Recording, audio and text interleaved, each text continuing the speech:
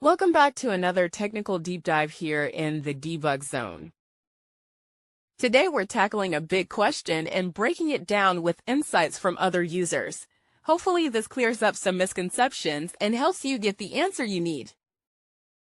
So buckle up, stay a little curious, and let's jump right in.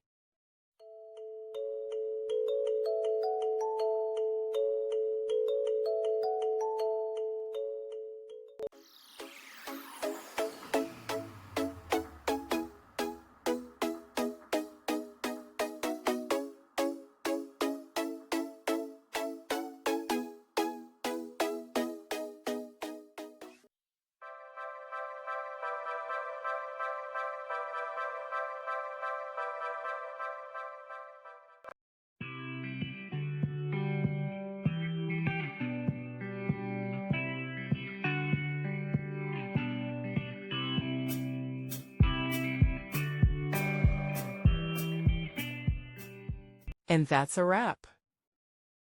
I hope you found the answer you were looking for. If you did, take a second to hit that subscribe button. It really helps out. And let me know in the comments which solution worked best for you.